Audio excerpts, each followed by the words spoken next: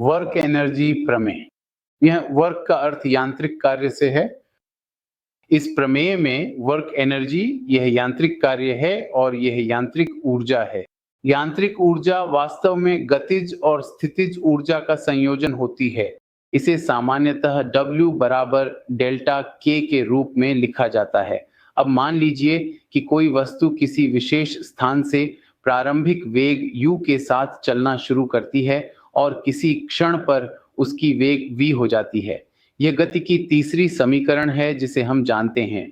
आधा m से गुणा करने पर हमें मिलेगा आधा mv वर्ग आधा mu वर्ग और आधा m2as।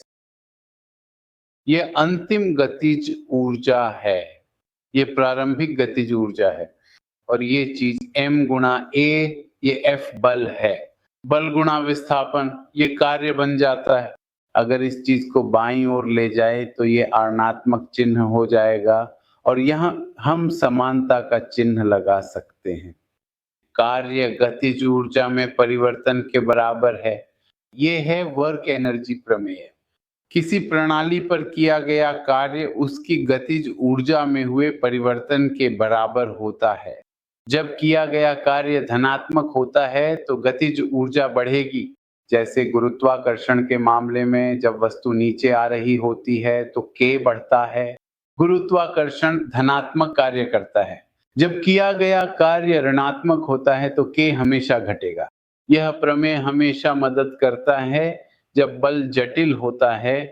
गति के समीकरणों का उपयोग किए बिना आप इस प्रमेय का उपयोग कर सकते हैं। यह तब भी समस्या की जटिलता को समझने में मदद करता है जब घर्षण और अन्य बल भी मौजूद होते हैं। वास्तव में यह गति को बल और ऊर्जा से जोड़ता है।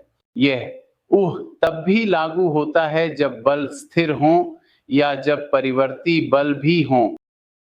जब प्रणाली में एक कण होता है तब भी यह प्रमेय लागू होती है और जब प्रणाली में बहुत सारे कण होते हैं तब भी यह लागू होती है। घर्षण बल या किसी भी प्रकार का बल, यदि सभी बलों को ध्यान में रखा जाए तो यह प्रमेय हमेशा बहुत सटीक परिणाम देगी। और यह फ्रेम पर निर्भर करती है, यानी गतिज ऊर्जा संदर्भ फ्रेम पर निर्भर करती है। संदर्भ फ्रेम बदलने पर आप हमेशा गतिज ऊर्जा का कोई अन्य मान देखेंगे।